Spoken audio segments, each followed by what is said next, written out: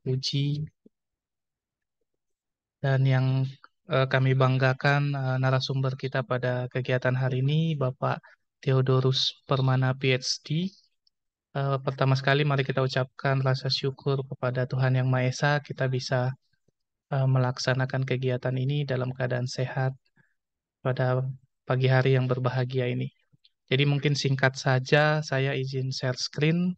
Saya Dimas Salomo selaku moderator pada kegiatan Lab Geofisika Talk kali ini.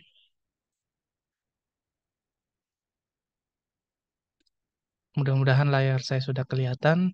Jadi kita sangat berbangga kita kedatangan tamu yang sangat kita banggakan yaitu Bapak Theodorus Permana PhD ya. Di sini akan saya bacakan profil pendidikan beliau mungkin terlebih dahulu. Beliau menyelesaikan sarjana sains dari program studi Geofisika, Fakultas Matematika dan Ilmu Pengetahuan Alam Universitas Gadjah Mada Yogyakarta. Kemudian dilanjutkan dengan Master of Science atau MSc di Solid Earth Physics Laboratory di Departemen Geophysics Department Graduate School of Science Tohoku University Sendai, Japan. Kemudian melanjutkan ke jenjang PhD Doctor of Philosophy pada departemen yang sama ini ya dari pada Graduate School of Science Tohoku University Sendai, Japan yang juga jointly supervised with Institut des Sciences de la Terre, ISTRE, Grenoble, France di Prancis. Kemudian setelah menyelesaikan PhD, beliau melanjutkan sebagai postdoctoral researcher pada Institute of Seismology and Volcanology, Faculty of Science, Hokkaido University, Sapporo, Japan. Beliau adalah seorang seismologis ya yang memiliki ketertarikan riset di bidang volcanoseismology dalam hal pengembangan dan penerapan metode deteksi, klasifikasi dan penentuan hipocenter kegempaan di gunung api tanpa penentuan arrival time gelombang seismik. Jadi langsung menggunakan waveform gitu ya Pak Theodorus.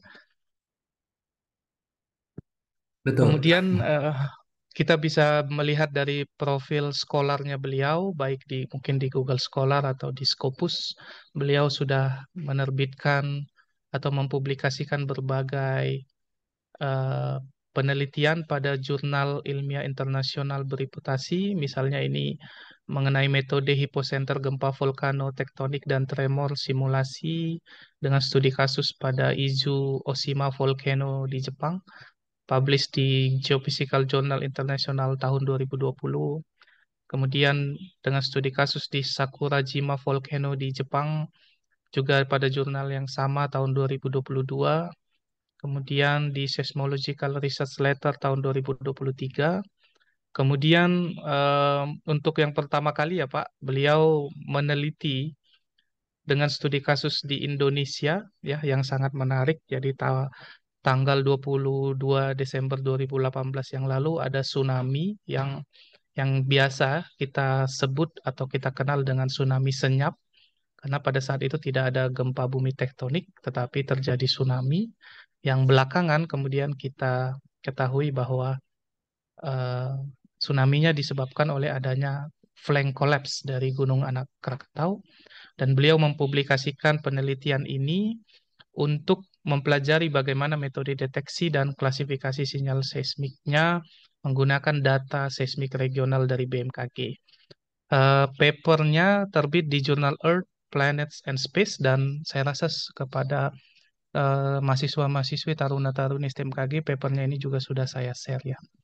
Baik, untuk mempersingkat waktu, saya berikan waktu untuk Bapak Dr. Theodorus Permana untuk mempresentasikan penelitiannya mungkin dengan waktu sekitar 30 sampai 40 menit lalu kita akan lanjutkan dengan sesi tanya jawab setelahnya. Waktu dan tempat kami persilakan. Silakan Bapak. Baik, saya izin share screen ya.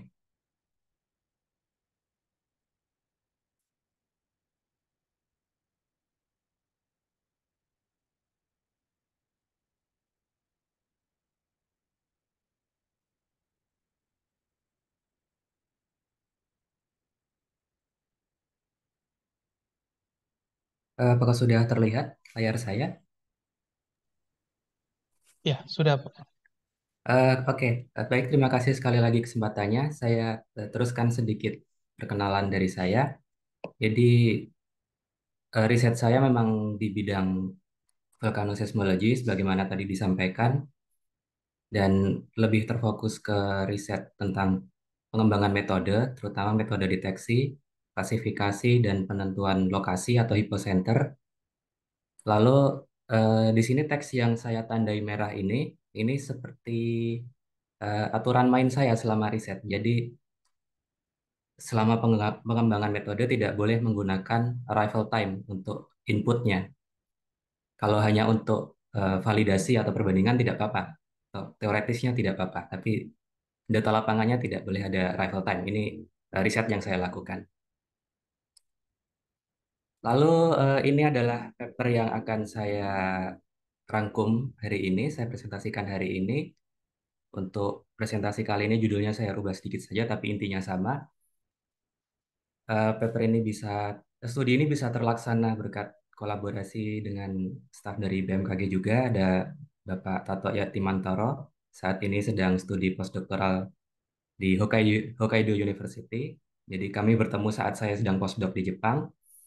Kemudian ada Ibu Asteria Satyaning Handayani. Beliau doktoral juga di Tohoku University, tempat saya kuliah. Jadi kami ketemu waktu sedang berkuliah.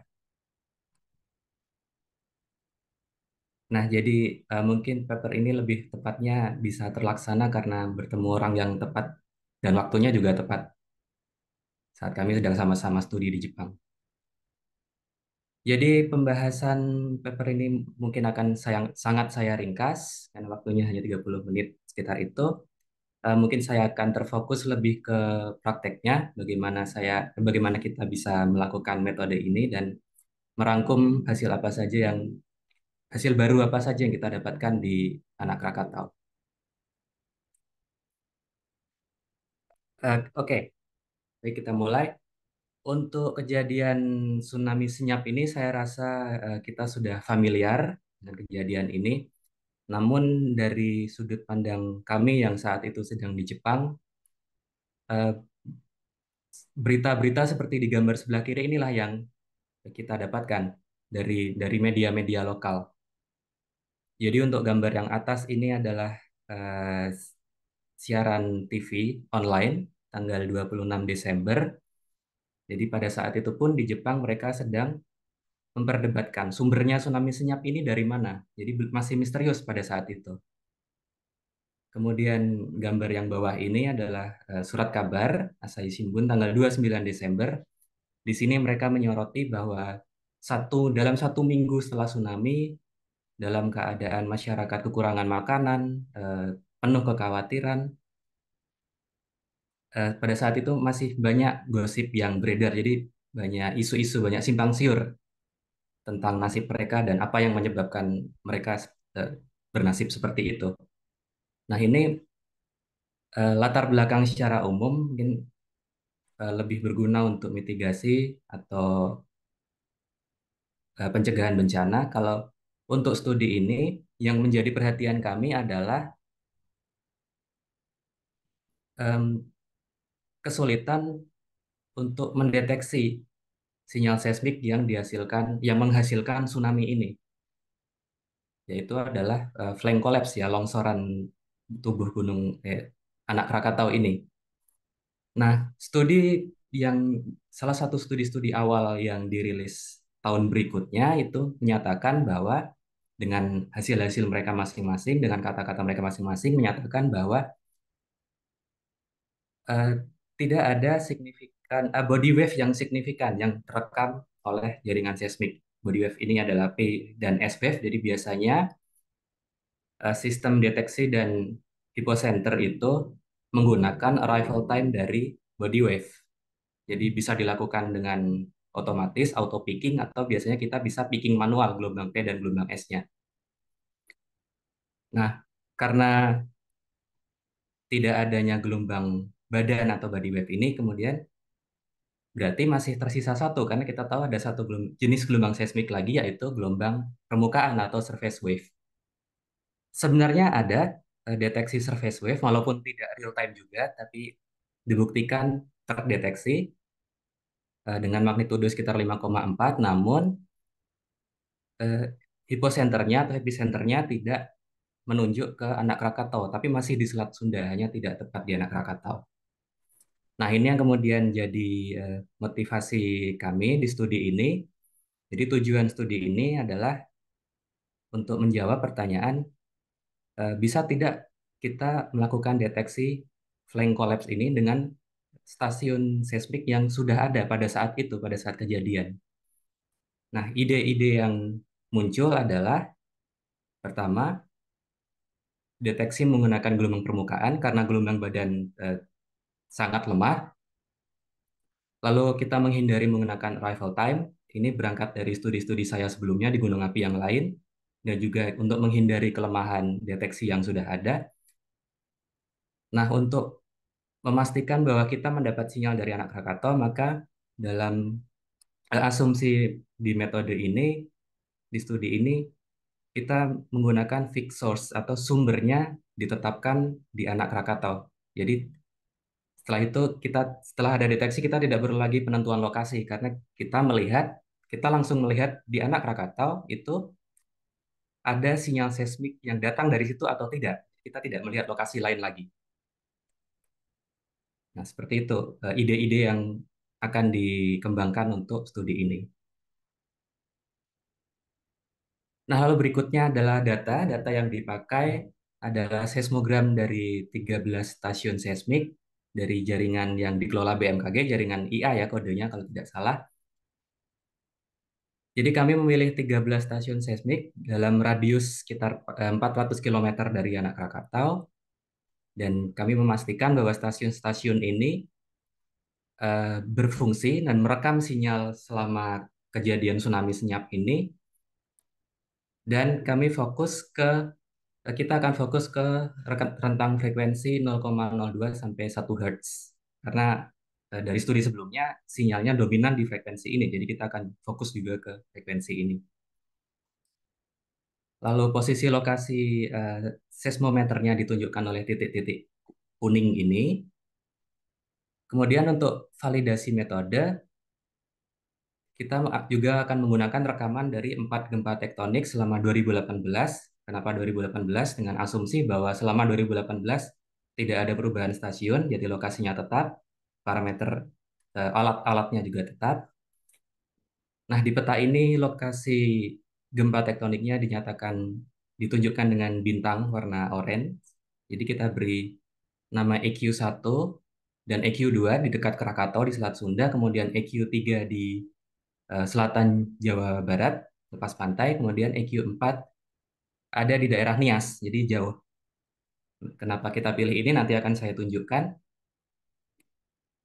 Kemudian salah satu kebaruan juga studi ini adalah untuk interpretasi kami membandingkan dengan data radar BMKG. Jadi ini pendekatan yang mungkin unik dan ini bisa terlaksana karena sebelumnya saya sempat berkolaborasi dengan Ibu Asteria untuk studi menggunakan data radar yang sama di Tangerang, kalau tidak salah di dekat Soekarno-Hatta Airport. Di waktu itu kami studi mengenai hujan musim kemarau di Jabodetabek pada tahun 2018-2019 datanya. Nah, pada saat mengerjakan ini kami mengamati bahwa pada data radar tahun 2018 bulan Desember itu eh, awan erupsi anak Krakatau pada saat kejadian ini sangat jelas terdeteksi. Dan sepengetahuan kami waktu itu belum ada studi yang, apalagi di jurnal internasional, belum ada studi yang membahas tentang ini. Jadi kami tertarik untuk membandingkan dan menggunakan data ini. Nah, gambar B yang di bawah ini adalah seismogramnya pada saat kejadian kami pilih dari 4. Nah, kita akan melihat dari 4 seismogram, contoh di sini, masing-masing dengan hypocentral distance atau jarak yang berbeda dari anak Krakatau. Sinyal yang sudah sering dipelajari sebelumnya adalah sinyal flank collapse dan magnitudo ada berbagai macam studi dengan magnitudo yang berbeda-beda. Rentangnya antara 4,8 kalau tidak salah oleh BMKG dan 5,9 magnitudonya. Kemudian setelah itu ada satu sinyal lagi yang sangat jelas dan amplitudonya sangat tinggi. Ini adalah sinyal teleseismik dan ini sudah dibahas oleh studi sebelumnya oleh Pertu. Ini adalah sinyal dari gempa tektonik di Vanuatu. Jadi teleseismik ini sangat jauh, ribuan kilometer jaraknya dengan magnitudo 6. Dan studi yang sama, Pertu juga menyebutkan bahwa di belakang setelah sinyal teleseismik ini ada sinyal yang frekuensinya rendah dan oleh beliau diinterpretasikan sebagai sinyal tsunami. Nah, ini akan kita bahas nanti. Oke, baik. Jadi metode yang diusulkan di studi ini sebenarnya sangat sederhana.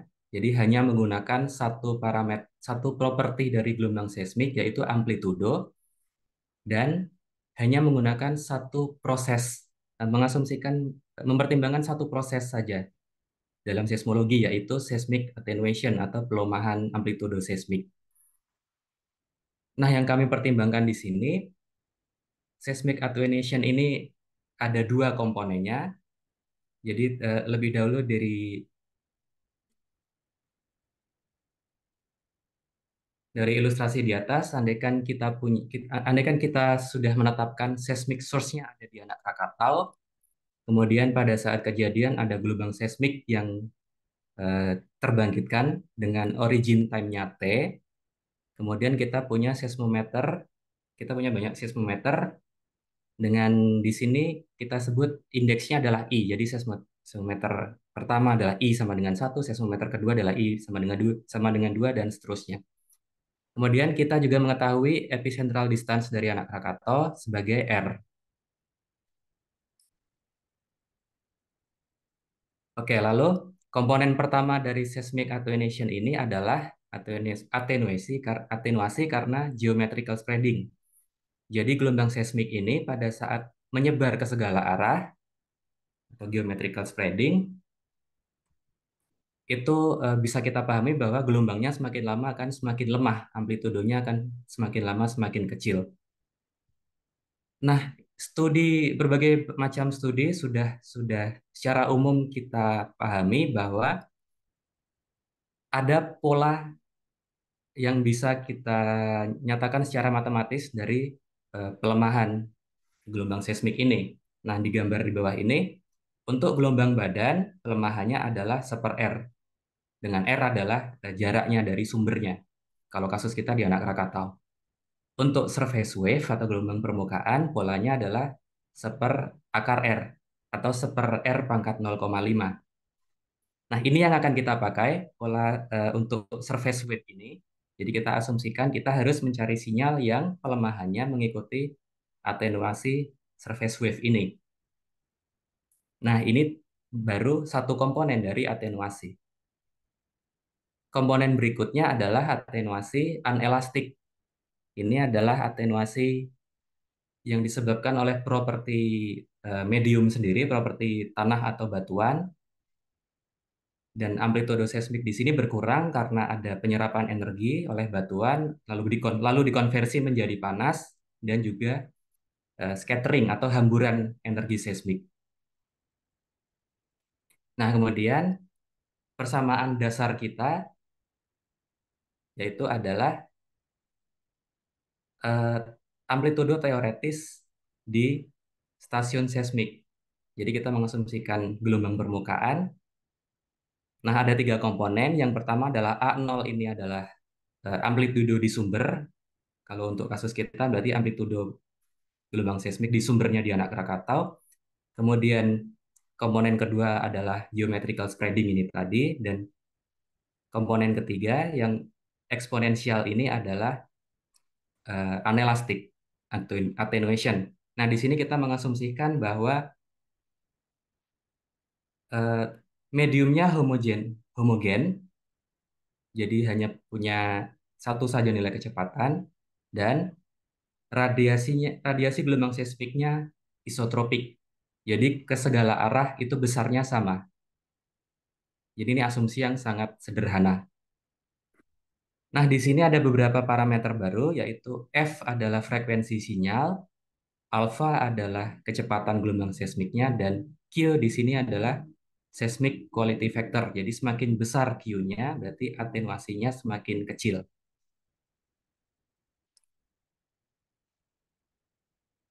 Nah, lalu tadi saya sebutkan bahwa kita menggunakan amplitudo, lalu tapi kita tahu bahwa gelombang seismik, seismogram itu amplitudonya sangat bervariasi.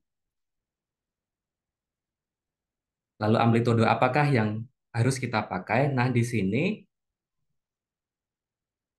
eh, mari perhatikan ilustrasi ini. Kita harus punya seismogram yang pertama sudah dikoreksi instrumen dan amplitudonya sudah dinyatakan dalam unit fisik. Jadi untuk di sini kita pakai kecepatan, jadi meter per second. Lalu agar untuk mempermudah perhitungan bahwa data dari seismogram dari semua stasiun, sampling frekuensinya atau sampling rate-nya disamaratakan. Dalam kasus ini kami menggunakan 20 Hz. Nah, kemudian kita menghitung seismogram envelope, atau saya nyatakan di sini sebagai epsilon. Untuk envelope ini bisa menggunakan banyak cara, ada banyak pendekatan.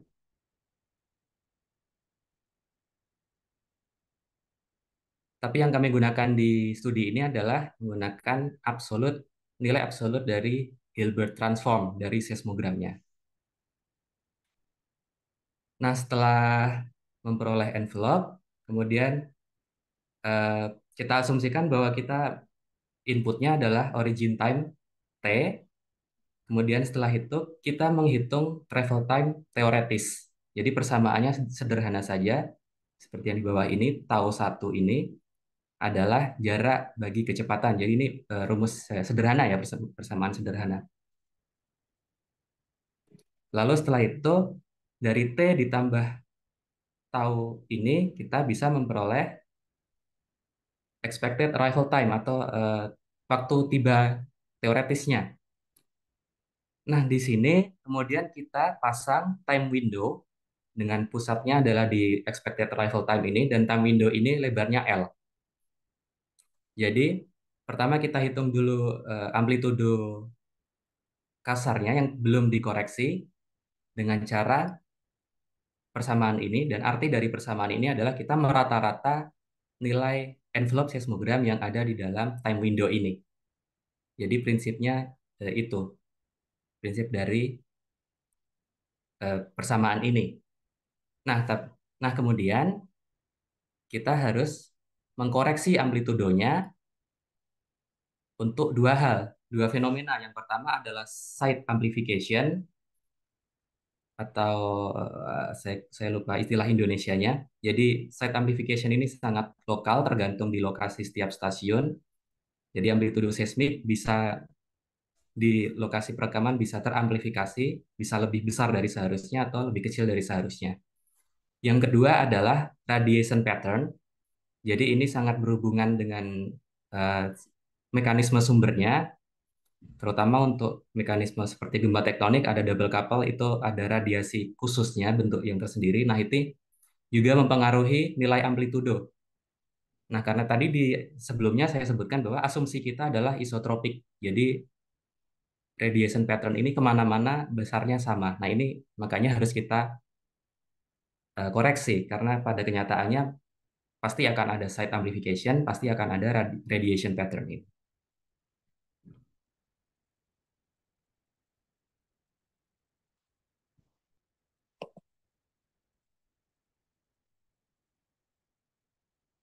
Nah, kemudian bagaimana kita menghitung kecepatan untuk input perhitungan travel time tadi? Di sini menggunakan prinsip sederhana, yaitu menggunakan cross correlation. Sebenarnya ini bukan bukan hal yang baru, hanya saja sedikit saya modifikasi dan saya cantumkan di paper yang sebelumnya. Jadi saat kita punya dua stasiun dan mereka merekam sinyal dari sumber yang sama, jadi sinyal yang sama, cross korelasi dari seismogram antar dua stasiun ini bentuknya kira-kira seperti ini. Kita ambil contoh saja. ada puncak di sini, dan ini adalah fungsi dari delay time. Delay time ini adalah selisih waktu tiba dari sinyal di dua stasiun tadi. Nah, puncak dari hasil korelasi ini seharusnya secara teoretis menyatakan selisih waktu tiba di antara dua stasiun ini tadi.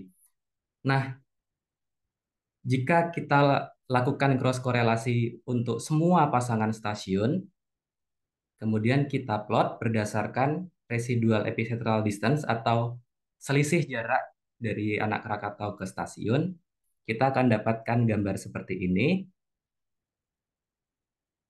Dan kita lihat puncaknya ada pola di sini. Jadi semakin jauh jaraknya, waktunya akan butuh waktu semakin besar. Nah, di sini kita kembali lagi prinsipnya ke rumus kecepatan sama dengan jarak bagi waktu. Nah, kita ingin mencari kecepatannya. Jadi, yang kita lakukan di sini adalah kita mencari nilai kecepatan yang bisa menjelaskan eh, pola ini. Jadi, istilahnya move out ya, move out dari puncak-puncak korelasi ini. Nah, kita coba di sini ada banyak frekuensi, rentang frekuensi. Namun yang akhirnya kami tampilkan di paper adalah 4 frekuensi ini. Untuk frekuensi rendah, sebenarnya kecepatan yang lebih cocok adalah 3,5 km per second. Untuk frekuensi yang lebih tinggi, nilai kecepatan yang lebih cocok adalah 3 km per second. Nah, kemudian untuk frekuensi yang lebih tinggi lagi, itu mulai sulit untuk melihat nilai kecepatannya, terutama di atas 0,5 Hz. Itu mulai sulit untuk melihat pola dari puncak-puncak korelasi ini.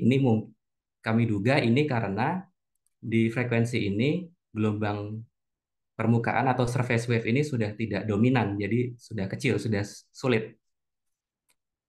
Nah, karena ada kesulitan ini dan karena kita menemukan nilai yang cocok antara 3 sampai 3,5, jadi asumsinya untuk skala regional ini cukup kecil. Jadi akhirnya eh, kami putuskan untuk menggunakan satu saja nilai kecepatan, yaitu 3 km per second. Jadi disederhanakan. Dan 3 km per second ini berlaku untuk semua frekuensi.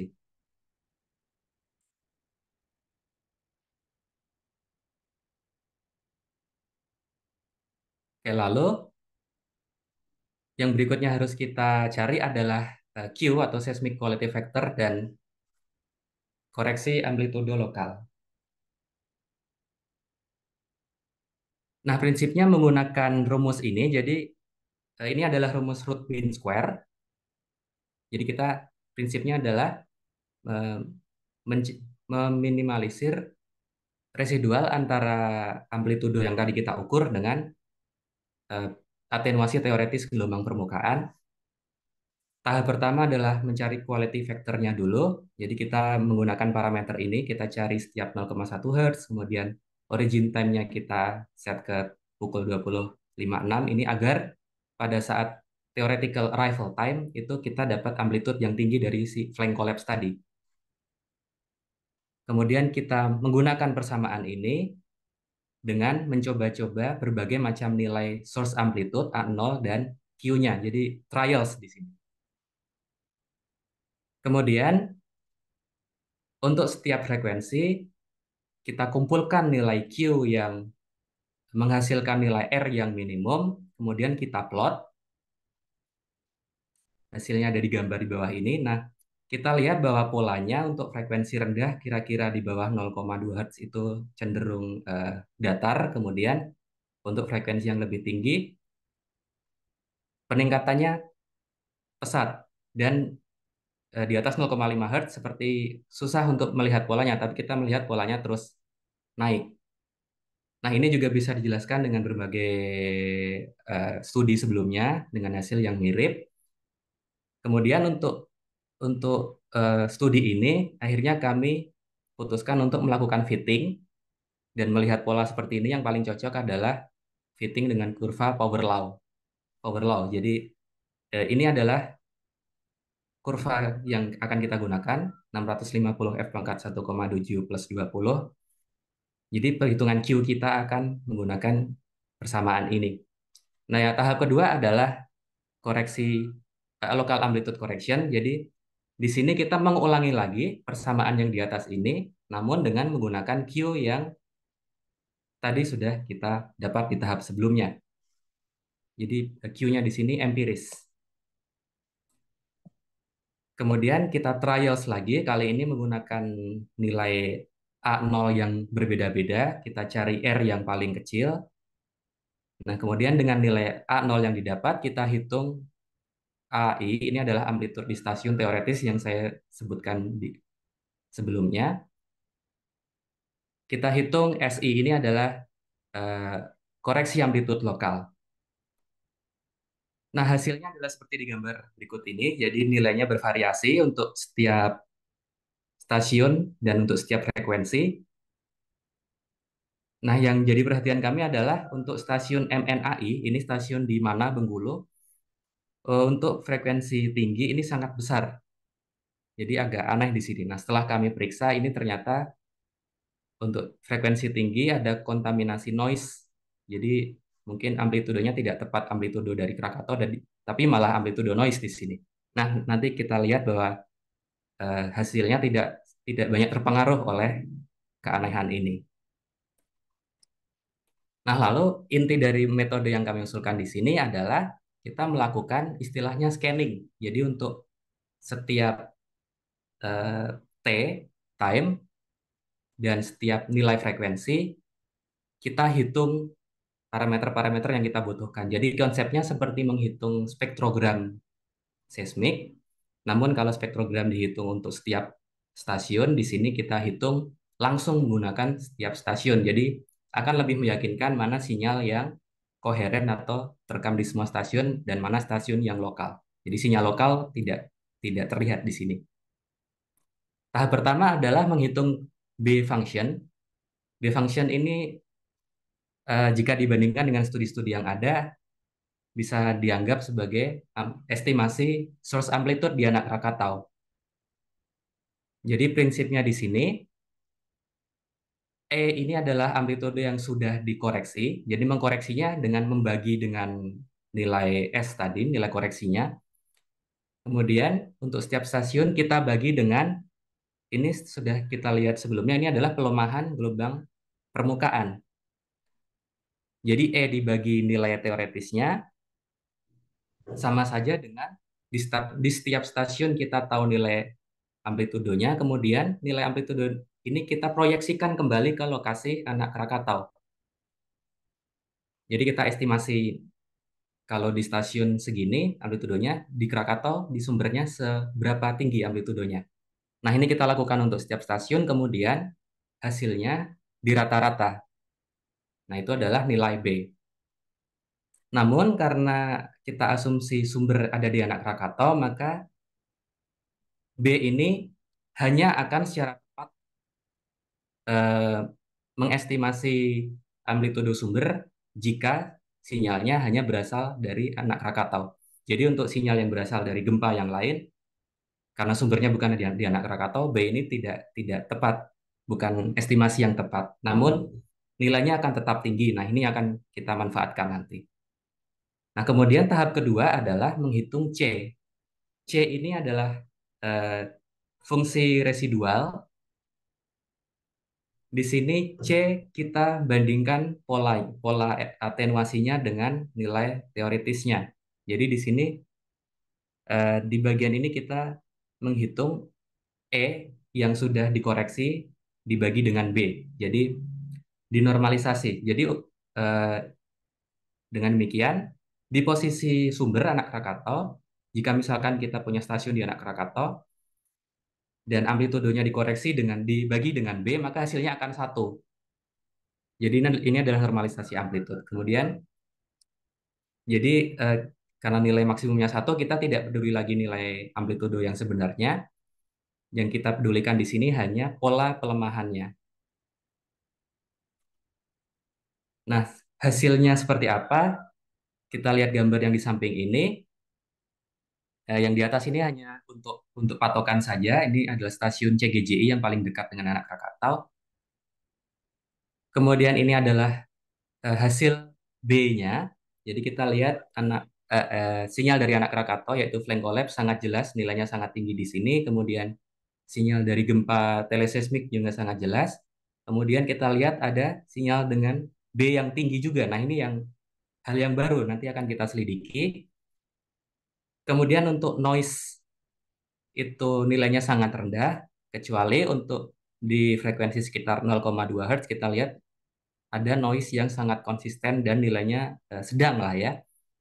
Nah, ini adalah kami interpretasi sebagai mikroseismik. Jadi mikroseismik ini disebabkan oleh interaksi antara gelombang laut dengan daratan, bisa dasar laut, bisa juga pantai.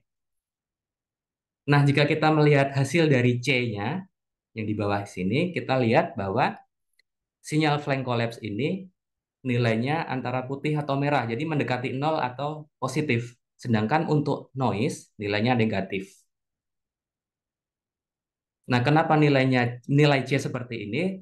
Untuk nilai C yang negatif itu jika kita ambil nilai E-nya, nilai amplitudo yang sudah dikoreksi, kemudian kita plot sebagai fungsi jarak dari anak Krakatau, maka kita lihat untuk sinyal yang C-nya negatif, maka polanya hampir terbalik dibandingkan dengan pola pelemahan dari anak Krakatau, yaitu yang garis merah ini.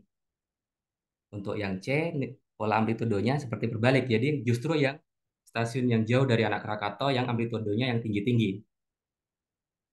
Untuk C yang nilainya mendekati nol, kita lihat ada kesesuaian yang sangat baik dengan pola pelemahan dari anak Krakatau yang garis merah ini. Jadi inilah hasil yang kita harapkan untuk sinyal yang berasal dari anak Krakatau. Untuk C positif, polanya mirip, bisa diartikan juga mungkin dari anak Krakatau, hanya kita lihat untuk stasiun yang di dekat Krakatau amplitudonya lebih tinggi, tapi yang jauh-jauh amplitudonya lebih kecil. Nah, ini akan kita selidiki lagi. Nah, kita bandingkan dengan hasil dari 4 gempa tektonik tadi. Jadi tadi sudah saya tunjukkan petanya. Dan untuk dari sudut pandang anak Krakatau, gempa EQ1 dan EQ2 ini adalah gempa lokal terjadi di Selat Sunda. Yang EQ1 ini dangkal, sedangkan yang EQ2 ini gempa dalam. Gempa EQ3 yang di selatan Jawa bisa kita anggap gempa intermediat atau dengan jarak yang sedang, karena masih di dalam jangkauan stasiun seismik kita, namun tidak di anak Krakatau. Kemudian EQ4 bisa kita anggap gempa jauh karena dia terletak di luar jaringan seismik yang kita pakai. Nah, kemudian ini adalah hasil dari perhitungan B dan C tadi. Kita lihat di sini bahwa C yang positif untuk gempa EQ1 dan EQ2, C yang positif ini ternyata berhubungan dengan P wave di frekuensi yang tinggi. Jadi hasilnya di sini ya. Dan polanya mirip dengan hasil positif yang dari yang sebelumnya kita dapatkan. Jadi interpretasi lain dari nilai C positif ini adalah mungkin ini adalah P wave dari gempa lokal. Sedangkan untuk EQ3 menghasilkan nilai C yang mendekati 0, warnanya kira-kira putih, namun bentuknya kok berbeda dari pelemahan dari anak Krakatau. Namun nilainya 0. Nah, ini yang jadi masalah karena kita tadinya mengharapkan C0 ini adalah sinyal dari anak Krakatau, ternyata di sini bukan. Untuk gempa ini pun C-nya juga 0. Jadi bentuknya ini harus juga kita perhatikan, bentuk distribusi amplitudonya. Kemudian untuk C negatif, kita dapatkan di sini dari gempa yang jauh di luar stasiun seismik kita. Nah, ini sama hasilnya dengan sinyal teleseismik tadi.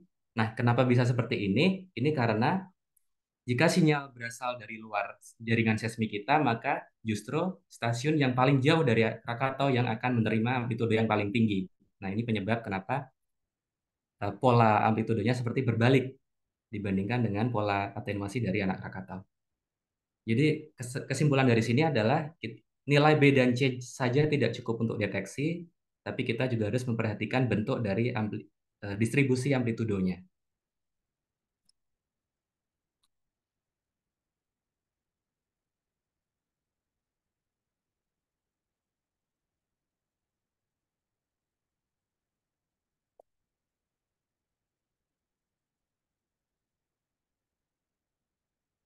Nah, baik. Kemudian berikutnya mari kita selidiki dengan lebih detail apa saja hasil-hasil baru yang kita dapatkan dari anak Krakatau ini. Kita lihat dari pertama dari B dan C-nya. Jadi ada 4 hasil baru yang kami peroleh. Satu adalah flank collapse, ada yang baru dari sini. Kemudian sinyal yang berhubungan dengan aktivitas erupsi, sinyal yang berhubungan dengan gempa tektonik yang tadi dari Vanuatu. Kemudian kami menemukan juga ada gempa teleseismik lain yang sinyalnya lemah, tapi bisa kami dapatkan. Yang pertama, untuk flank collapse, itu sinyal yang awal ini untuk flank collapse-nya saya kira tidak perlu dijelaskan panjang lebar karena kita sudah familiar.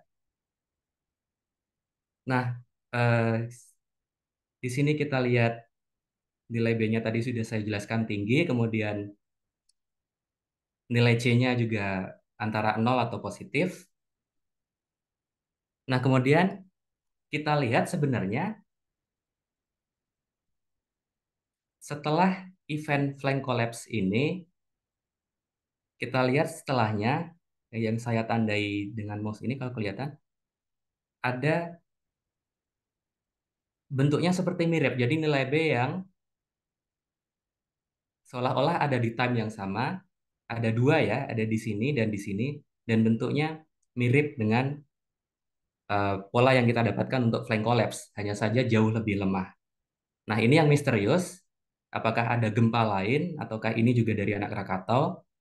Nah, kita akan analisa. Cara menganalisanya, kita akan tetapkan, kita sebut ini examination window. Jadi, kita sebut untuk flank collapse yang utamanya F1, ini yang menyebabkan tsunami. Kemudian yang baru yang kita temukan F2 dan F3. Kemudian untuk di dalam setiap examination window ini, kita akan ambil nilai B-nya, kita rata-rata, kita akan ambil nilai C-nya, kita rata-rata, kemudian nilai amplitude-nya juga kita ambil, dan kita rata-rata untuk setiap stasiun. Jadi nanti akan kita bandingkan. Nah, untuk flank collapse ini, sekali lagi, kita mengharapkan untuk mendapatkan deteksi yang karakteristiknya seperti event flank collapse ini, yaitu nilai B yang tinggi dan sejajar di sumbu waktu, dan nilai C yang mendekati 0 di frekuensi gelombang permukaan. Kemudian distribusi amplitudonya harus konsisten dengan pelemahan surface wave dari anak Krakatau. Nah, ini bisa kita lihat di hasil analisa untuk F1 bahwa amplitudonya mirip sesuai dengan harapan kita untuk sinyal yang berasal dari anak Krakatau. Dan yang gambar di bawah ini adalah sebaran spasialnya. Kita lihat bahwa stasiun yang merekam amplitudo paling tinggi itu yang paling dekat dengan anak Krakatau, dan semakin jauh semakin kecil amplitudonya. Nah, uniknya di sini untuk sinyal F2 dan F3 tadi hasilnya sama. Jadi mereka menunjukkan pola pelemahan gelombang permukaan dari anak Krakatau. Nah, ini yang menarik. Sinyal apa? Sinyal permukaan yang juga datang dari anak Krakatau. Jadi ini misterius. Jadi dugaan kami adalah mungkin ada kolaps lain. Jadi ada longsor-longsor tambahan setelah longsor penyebab tsunami ini. Dan ini kami bandingkan dengan ada studi dari Perto et al. Mereka kalau tidak salah salah satu pendekatannya adalah menggunakan wawancara penduduk lokal di media-media kemudian diterjemahkan dalam bahasa Inggris, dan ini yang kita pakai. Dan yang menarik adalah mereka mengatakan bahwa setelah longsor yang besar itu ada 2 kali longsor, dan jarak dari longsor utama ke longsor yang kedua itu lebih panjang, lebih lama daripada jarak dari longsor kedua dan longsor ketiga.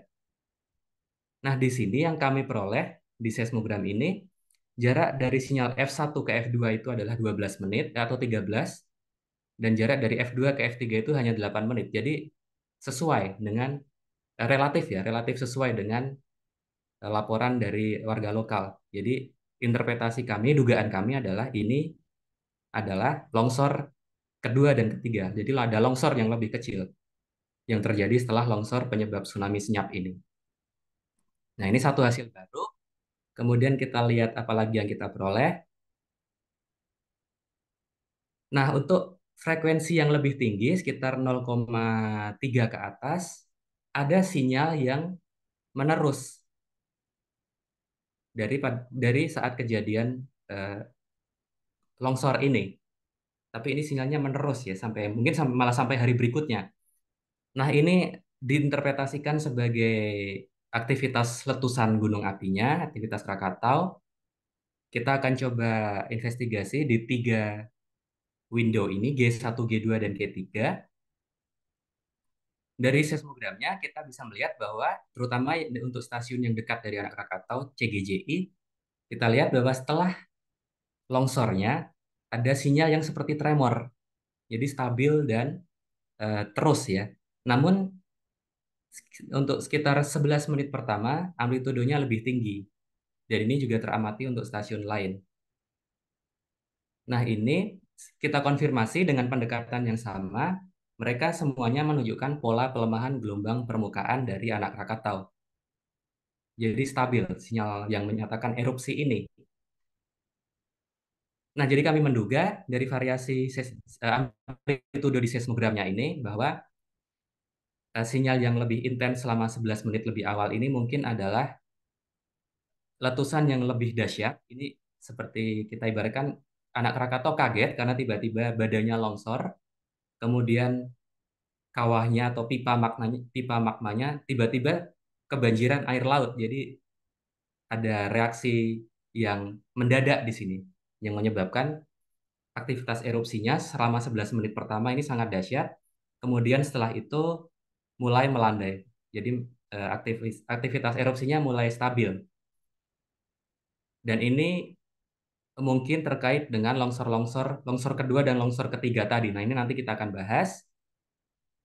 Lalu berikutnya kita akan investigasi sinyal teleseismik. Nah, tadi saya sebutkan untuk T1 sudah dikonfirmasi sebagai gempa dari Vanuatu. Tapi kemudian di hasil kita yang baru adalah kita menemukan ada nilai B yang tinggi untuk frekuensi yang lebih rendah di T2 sini. Kemudian kita juga menemukan nilai T yang tinggi dan sangat jelas yang kita beri nama T3. Dan T3 ini anehnya seperti melengkung ya. Jadi untuk frekuensi yang lebih tinggi, T3 ini seperti datangnya lebih terlambat. Nah, ini menarik. Kenapa bisa seperti ini? Dan ingat bahwa sinyal T3 ini sebelumnya diinterpretasikan sebagai tsunami. Sinyal tsunami. Nah, ini yang akan kita cek. Nah, dari hasil analisa kita, terlihat bahwa polanya berlawanan atau sangat berbeda dengan pola pelemahan dari pola atenuasi dari anak Krakatau. Tiga-tiganya, T1, T2, dan T3. Untuk T3 terlihat amplitudonya tidak tidak levelnya mirip-mirip ya. Jadi ini bisa dijelaskan dengan kontaminasi noise atau sinyalnya yang tidak koheren satu sama lain. Lalu sebaran kalau kita petakan amplitudonya, kita lihat bahwa stasiun yang ada di timur di Jawa, di timur anak Krakatau itu menerima amplitudo yang lebih tinggi, tiga-tiganya. Jadi dugaan awal adalah ketiga sinyal ini berasal dari timur dan mungkin sumbernya sama. Nah, kemudian kita lihat lagi seismogramnya yang di kanan ini, kita lihat bahwa T3, kita lihat T3 dulu, ini sesuai dengan penjalaran gelombang seismik di permukaan bumi dengan kecepatan kira-kira 2,8 sampai 3,8. Jadi yang amplitude yang besar ini. Ini konsisten dengan nilai kecepatan kita 3 km per second. Kemudian untuk T1 dan T2 itu jika kita lihat polanya, ini stasiunnya kita urutkan berdasarkan jarak dari hipocenter yang di Vanuatu ya, dari sumber teleseismiknya, kita lihat bahwa T1 dan T2 itu juga datang dari timur, tapi kecepatannya jauh lebih tinggi. Nah, jadi kita menduga bahwa T1 ini adalah P wave, T2 ini adalah S wave, dan T3 ini adalah gelombang permukaan dari gempa yang sama di Vanuatu. Dan ini kami konfirmasi dengan menghitung theoretical arrival times menggunakan model IASP 91. Jadi di sini hasil theoretical time-nya adalah T1 itu adalah gelombang P saja, kemudian yang T2 adalah gelombang S, di S-nya saja, direct S. Kemudian penjelasan kenapa kita mendapatkan pola B untuk gelombang permukaan ini adalah bisa dijelaskan dengan dispersi kecepatan. Jadi di seismogram mungkin sudah belajar untuk para mahasiswa, untuk gelombang permukaan, untuk frekuensi yang lebih tinggi, kecepatannya lebih kecil. Jadi mereka datang lebih terlambat. Dan ini terlihat sangat jelas di sini. Puncak-puncak amplitude yang besar ini untuk frekuensi yang tinggi datangnya juga lebih terlambat.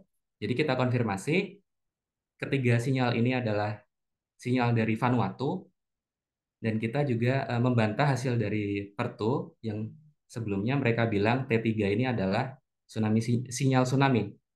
Tapi kita bantah dan kita buktikan bahwa ini adalah sinyal gelombang permukaan juga dari Vanuatu.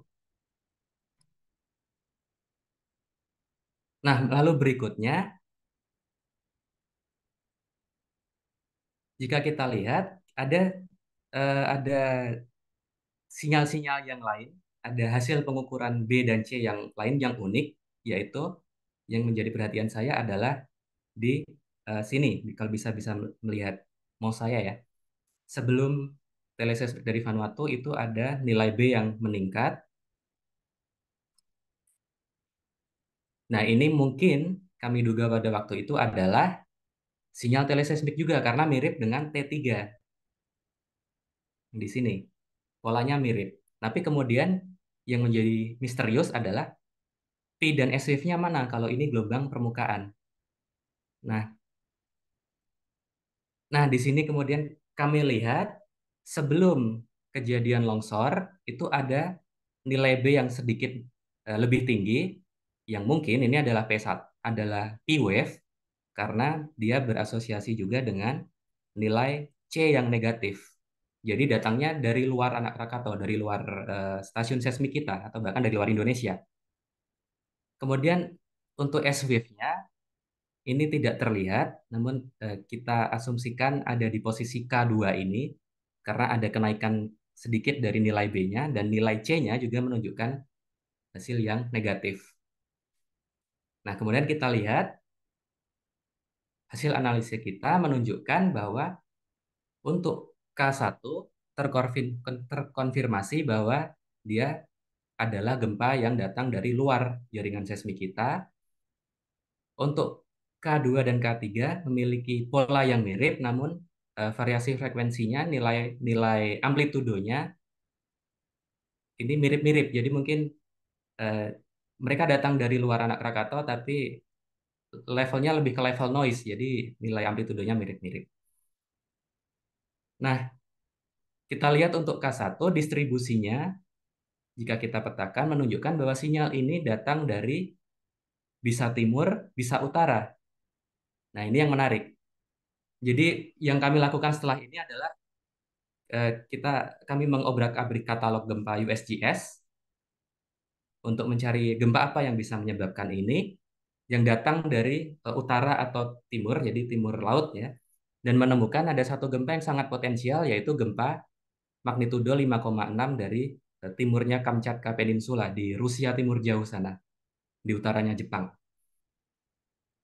Nah, jika kita lihat K3, yang K3 ini berasosiasi dengan sinyal dengan amplitudo yang tinggi, dengan kecepatan sekitar 2,2 sampai 3,2, masih mirip dengan kecepatan kita 3 km per second. Jadi terkonfirmasi ini diduga kuat adalah gelombang permukaan.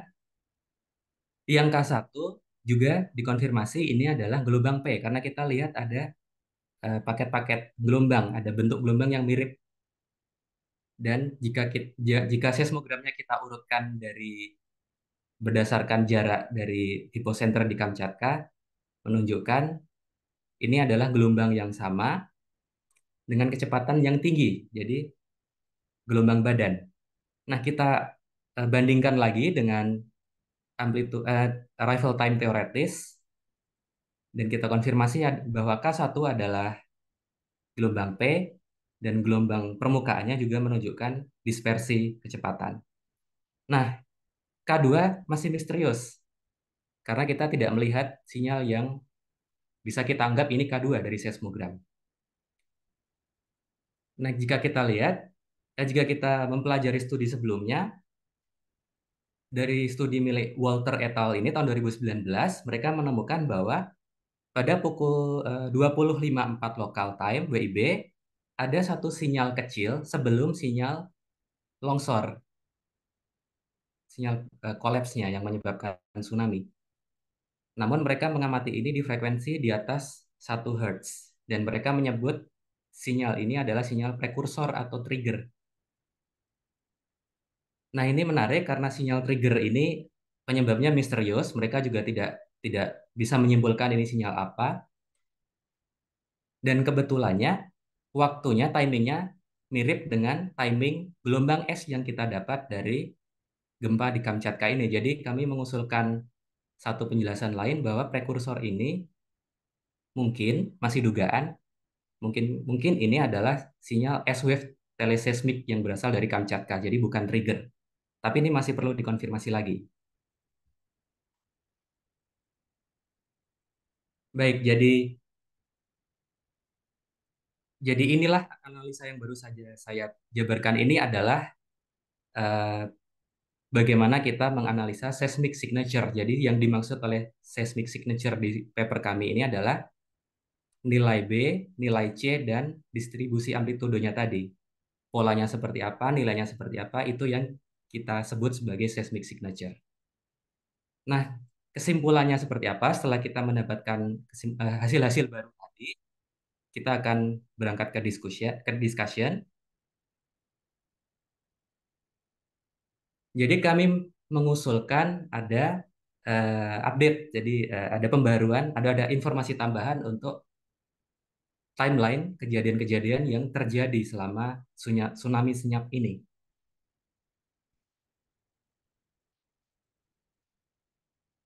Nah, di sini kami bandingkan ada hasil yang baru adalah dari radar, jadi dari data radar eh, kita bisa mengukur plume height atau tinggi awan erupsinya. Nah, ini sebenarnya sebagai pengganti karena kita tidak punya informasi tentang apa yang terjadi di permukaan ya.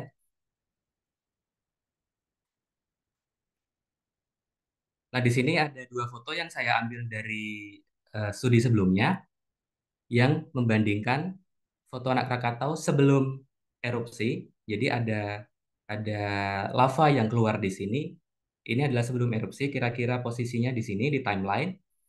Kemudian setelah erupsi itu anak Krakatau tertutup dari pandangan. Jadi sama sekali tidak terlihat. Nah, dari data radar kita bisa melihat bahwa pada saat sebelum anak Krakatau longsor, ini kita mendeteksi ada awan erupsi yang tingginya sekitar 5 km, ya 5 km dari permukaan laut. Kemudian longsor terjadi kira-kira di sini pukul 20.56, pukul 21, dan kemudian awan erupsi ini tingginya naik. Jadi berubah ketinggian, tiba-tiba menjadi besar, menjadi semakin tinggi. Lalu kemudian secara gradual tapi cepat juga, eh, awan erupsi ini atau eruption plume ini menurun, ketinggiannya menurun. Dan jika kita lihat secara horizontal, awan erupsi ini seperti jatuh ke arah southwest, barat daya ya. Jadi ini konsisten dengan kenyataan bahwa kita kehilangan sisi southwest dari Krakatau, dan dari hasil radar foto dan eh, ketinggian plume ini ada hasil baru yaitu kami duga terjadi runtuhnya eruption plume. Tapi kita tidak bisa konfirmasi secara visual karena kejadiannya malam hari dan dari keterangan saksi mata warga lokal pun anak Krakatau sama sekali tertutup pada saat itu. Jadi ini adalah dugaan berdasarkan data. Nah, kemudian hasil baru kami adalah ada 2 longsor tambahan di sini. Jadi setelah major flank collapse penyebab tsunami, kemungkinan ada 2 longsor yang lainnya. Dan longsor yang kedua ini timingnya mirip dengan perubahan aktivitas erupsi dari yang dahsyat menjadi lebih lebih stabil. Jadi mungkin keduanya berkaitan, bisa jadi longsor yang kedua ini menyebabkan bentukan kawahnya lebih stabil, atau justru longsornya ini jadi antara longsornya menyebabkan aktivitas erupsinya berubah atau aktivitas erupsi ini menyebabkan longsor. Jadi bisa terjadi 2 kemungkinan ini. Ini yang kita belum tahu pasti. Kemudian kita juga menemukan ada 2 gempa yang tidak ada hubungannya, gempa tektonik tidak ada hubungannya dengan anak Krakatau. Dan kemudian kita juga sudah temukan bahwa gelombang teleseismik dari gempa di Vanuatu mungkin sudah disalah interpretasikan sebagai gelombang tsunami oleh studi sebelumnya.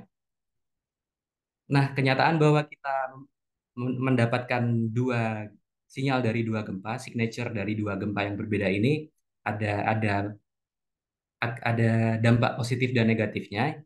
Dampak negatifnya adalah berarti sinyal yang kita peroleh, sinyal seismogram yang kita peroleh, ini terkontaminasi oleh gempa yang lain, bukan hanya dari anak Krakatau.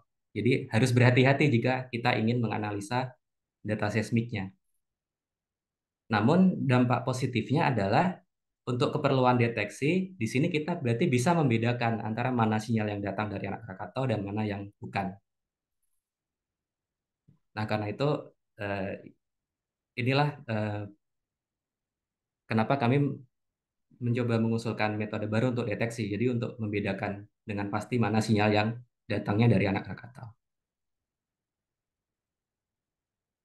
Nah, lalu bagian ini sangat sangat saya ringkas, tapi pada intinya kami juga mengusulkan ada satu cara skema deteksi dan klasifikasi jika metode ingin digunakan dan ingin diotomatisasi. Yang pertama, deteksinya adalah menggunakan B yang di rata-rata di rentang frekuensi yang kita inginkan. Jadi kalau kita ingin deteksi gelombang permukaan, kita rata-rata B-nya di rentang frekuensi gelombang permukaan. Nah, yang ini adalah contoh untuk deteksi F1, F2, dan F3. Untuk F1 kita lihat ada kenaikan yang drastis. Jadi awal dari kenaikan ini bisa kita deteksi menggunakan threshold atau apa. Ini bisa untuk estimasi origin time. Jadi mungkin jika mahasiswa yang sudah belajar deteksi gempa mengenal ada metode STA LTA. Jadi penggunaannya mirip seperti hasil STA LTA. Kemudian contoh yang di bawah ini untuk sinyal teleseismik T1, T2, dan T3. Karena kita punya gelombang P, S, dan gelombang permukaan di frekuensi yang berbeda, maka deteksinya akan lebih jelas jika kita menggunakan rata-rata B di tentang frekuensi yang berbeda-beda sesuai dengan frekuensi gelombang P, S, dan gelombang permukaan tadi. Nah, kemudian untuk metode klasifikasinya, setelah kita mendeteksi ada event, kita belum tahu ini dari anak Krakatau atau bukan. Nah, kita lihat dulu nilai C-nya.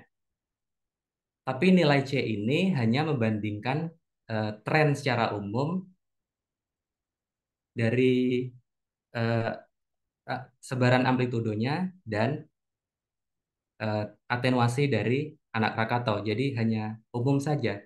Jadi kalau tadi kita lihat kalau C positif berarti mirip, kalau C0 juga, kalau C negatif berarti berlawanan. Seperti itu. Nah, tapi tadi waktu analisa gempa tektonik dari Selatan Jawa, kita juga melihat bahwa C0 yang seharusnya menyatakan sinyal dari anak Krakatau ternyata juga bisa menyatakan gempa yang lain dari selatan Jawa tadi. Nah, jadi kita butuh satu ukuran baru untuk memisahkan mereka ini. Caranya adalah kami mengusulkan untuk menggunakan yang kita sebut dengan ukuran curve similarity. Jadi kali ini kita menggunakan satu ukuran baru untuk membandingkan bentuknya, bukan hanya trennya tapi bentuknya. Sebagai contoh, sudah saya coba-coba dan sebagai contoh seperti menggunakan correlation coefficient atau Pearson correlation coefficient ini bisa ada potensi yang bagus. Nah, kemudian kita membandingkan nilai C dan gamma curve similarity, lalu kita bagi-bagi nilai mereka menggunakan 3 thresholds, yaitu threshold 1, threshold 2, dan threshold 3. Kita bagi seperti ada di gambar ini.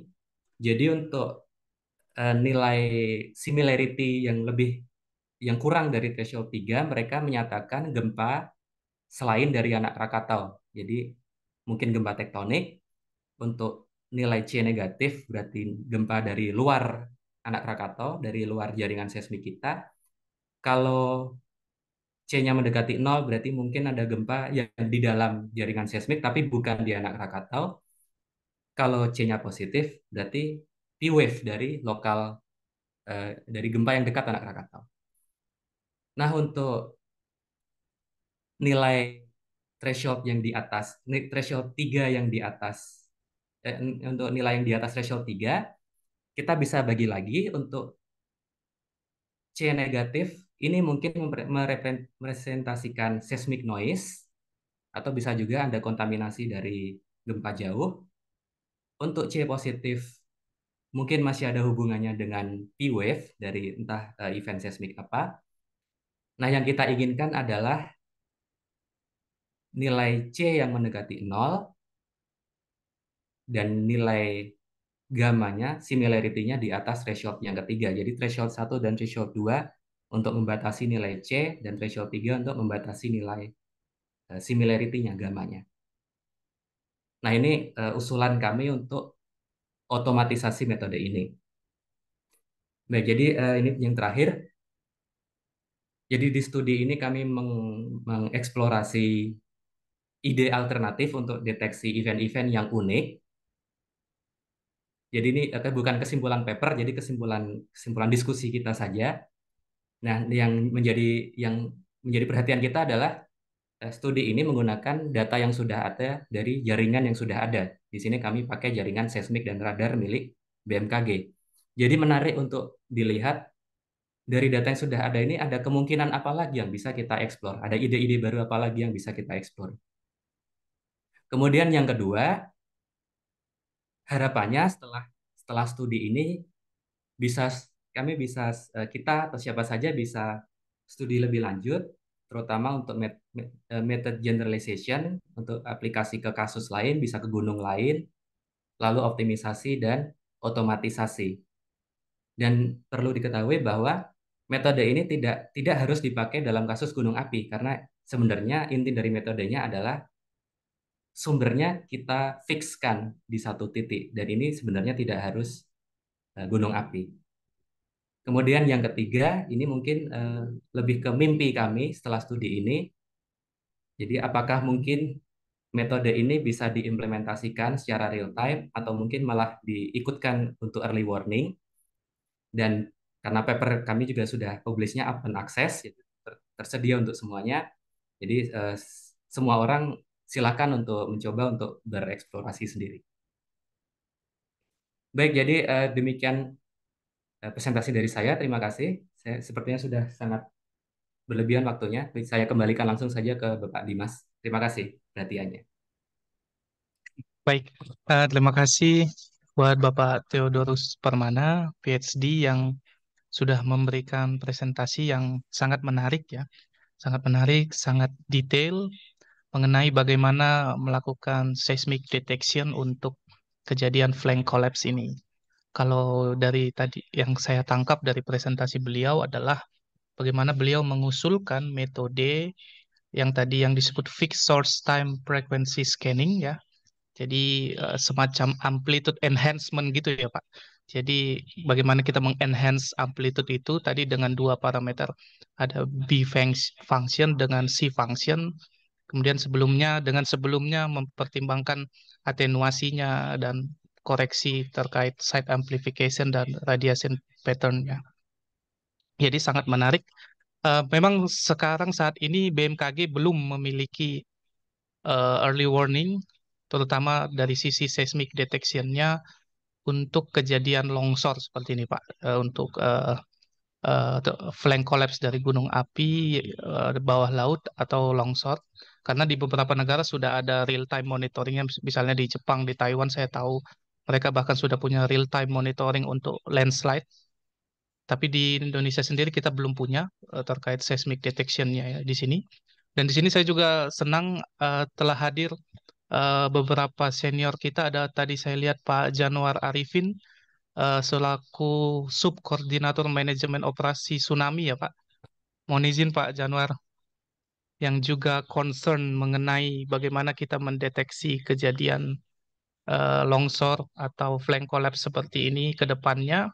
Beliau saat ini juga yang mengembangkan sistem peringatan dini non-tektonik atau Indonesia Tsunami Non-Tectonic Early Warning System atau INA-TNT, yang mana saat ini sistemnya masih hanya menggunakan data tight gauge ya untuk kita monitoring muka air laut. Jadi belum include bagaimana kita mendeteksi source-nya, gitu Pak. Jadi dengan kita mendengarkan presentasi dari Bapak Theodorus Permana ini, kita mendapatkan gambaran bagaimana kita melakukan deteksi untuk kejadian seperti flank collapse atau longsoran seperti ini, dan bagaimana kita mendiskriminasi sinyalnya dari sinyal gempa lokal, gempa regional, teleseismik, juga bahkan dari sinyal yang lainnya, begitu ya.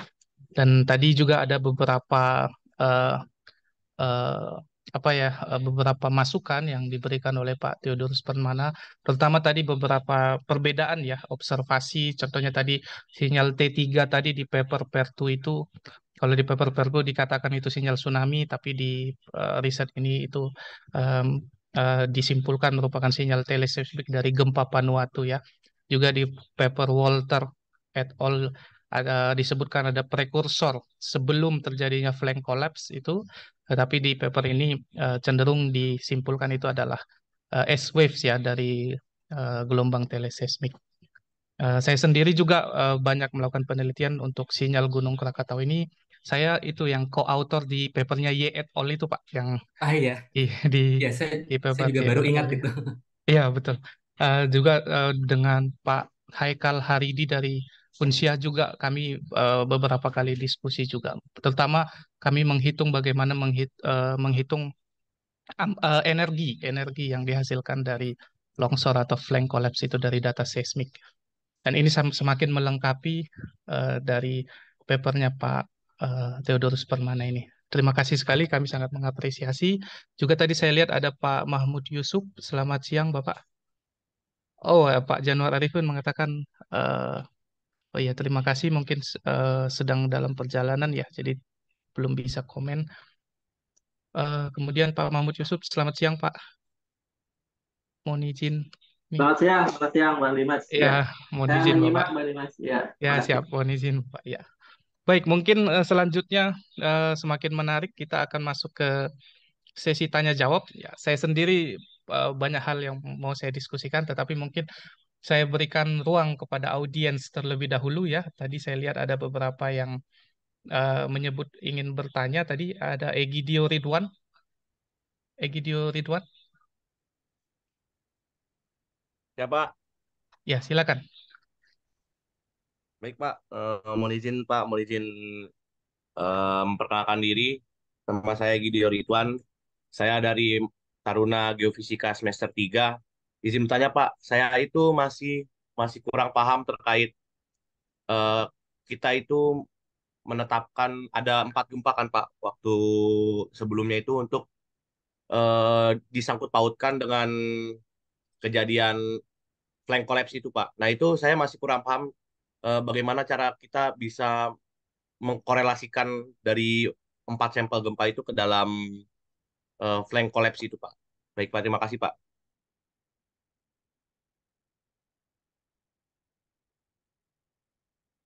Oke, baik. Ini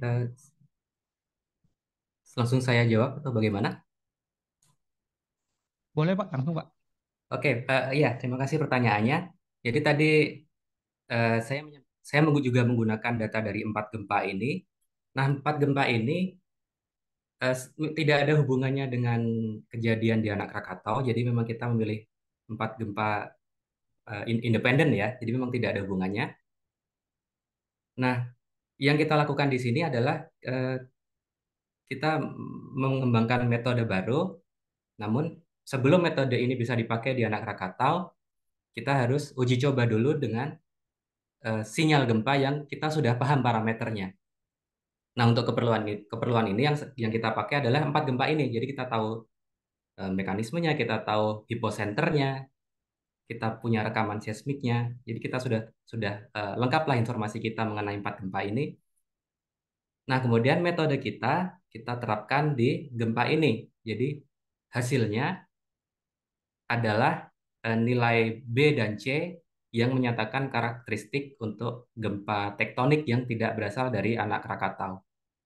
Nah, kemudian setelah itu kita menerapkan metodenya ke sinyal anak Krakatau yang tsunami senyap ini tadi. Nah, dari situ kemudian kita bisa, karena kita sudah punya informasi dengan menggunakan gempa tektonik, saat saat melihat hasil dari anak Krakatau, kemudian kita bisa membedakan yang mana yang dari anak Krakatau, yang mana yang menunjukkan hasil atau signature yang mirip dengan gempa tektonik. Jadi untuk yang mirip dengan gempa tektonik, kita simpulkan bahwa ini mungkin adalah sinyal gempa tektonik atau setidaknya sinyal yang bukan berasal dari anak Krakatau. Nah, yang yang tidak konsisten dengan hasil dari gempa tektonik tadi, terutama yang eh, pola pelemahannya mengikuti pelemahan gelombang permukaan dari anak Krakatau. Nah, ini kita simpulkan, ini kita duga kuat sinyal ini dihasilkan oleh anak Krakatau. Jadi seperti itu logika logika analisanya. Jadi hanya 4 gempa tadi memang tidak ada hubungannya, tapi digunakan sebagai validasi metode saja.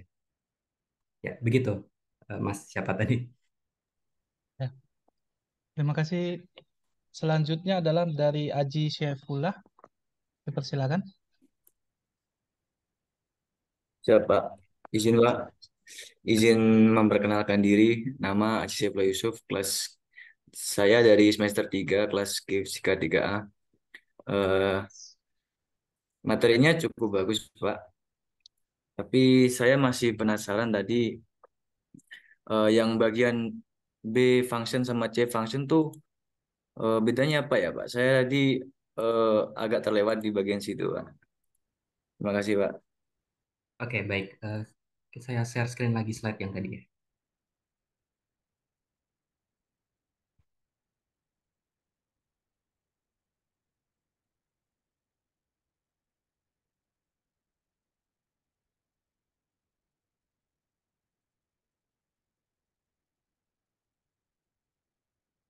Oke, baik. Terima kasih pertanyaannya, Mas Aji ya. Nah, jadi bedanya B function dengan C function adalah untuk B function, pertama kita estimasi dulu amplitudo sumbernya, amplitudo seismik di anak Krakatau. Nah, karena kita hanya punya data di stasiun, amplitudo di stasiun, kita tidak tahu amplitudo di Krakatau ini berapa. Ini yang kita tidak tahu. Nah, kemudian dari data amplitudo di stasiun, kita estimasi berapa nilai amplitudo di Krakatau sebagai sumber seismiknya. Nah, ini adalah fungsi dari B, nilai B. Kemudian fungsi dari C adalah kita membandingkan nilai amplitudonya dengan nilai amplitudo teoretis yang dihitung yang mengasumsikan pelemahan gelombang permukaan dari anak Krakatau. Jadi misalkan secara teoretis sinyal dari anak Krakatau sampai di stasiun A nilainya segini, tapi hasil dari pengukuran seismogram nilainya berbeda jauh. Nah, atau malah nilainya sama.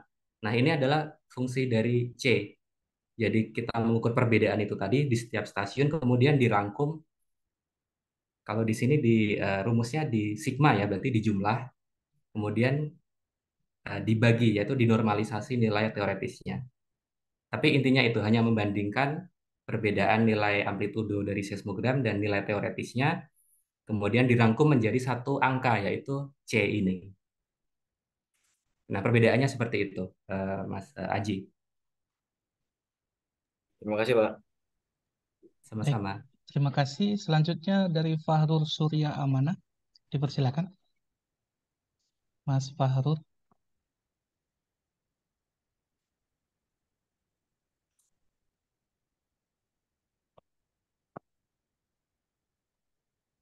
Ada?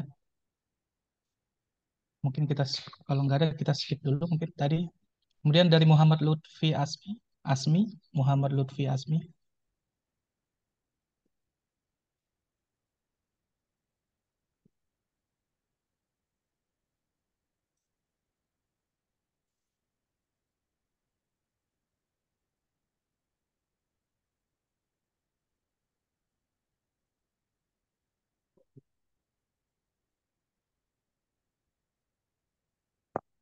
Ya, belum ya?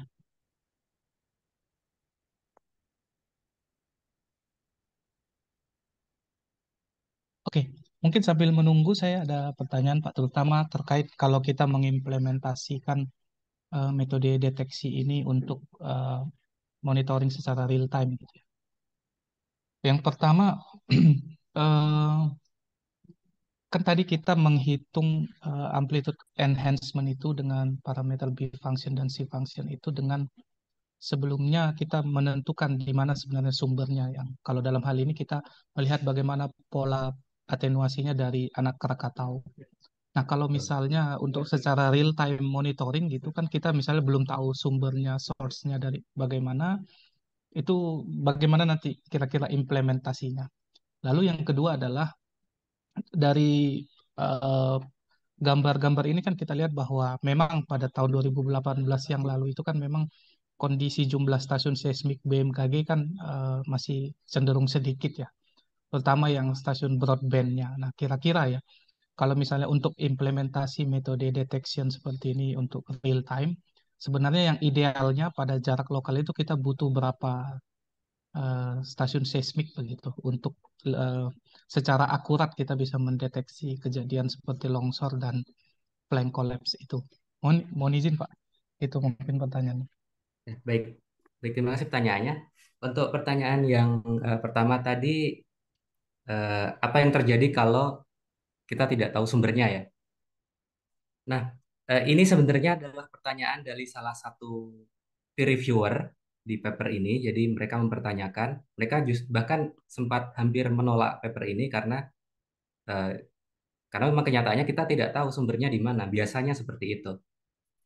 Namun argumen kami adalah metode ini didesain berbeda. Jadi di sini kita tidak mencari sumbernya, tapi kita sudah tahu sumbernya. Jadi metode ini bagus untuk memantau satu lokasi yang kita tahu ada potensi apa kejadian seismik yang berasal dari situ. Kalau misal kita tidak tahu, ada metode lain untuk itu yang sebenarnya eh, sekitar semua studi saya yang di gunung api di Jepang juga mengembangkan metode untuk lokasi ini dengan aturan yang sama, tidak boleh menggunakan arrival time, jadi menggunakan amplitudo atau cross korelasi.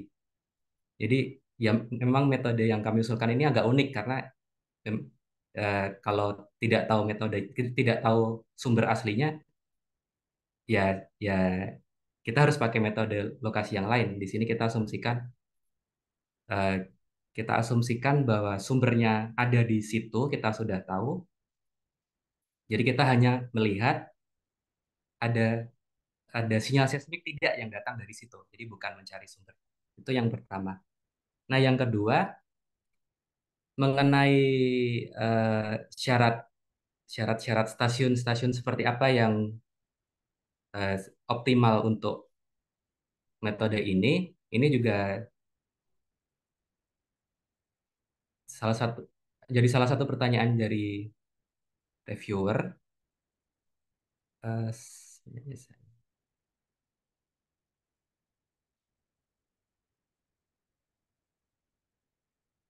Oke, kalau gitu kita coba di slide satu saja yang ada petanya.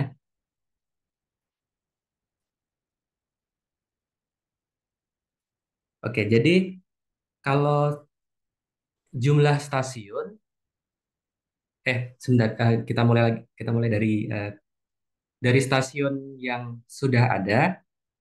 Setelah kami selidiki, jadi akan lebih baik jika kita menggunakan stasiun yang terletak di jarak yang berbeda-beda dari anak Krakatau kalau kasus kita. Ini kenapa? Karena kita ingin melihat pelemahannya sebagai fungsi jarak. Jadi kalau stasiunnya tersebar di berbagai macam variasi jarak dari sumber yang fix tadi, eh,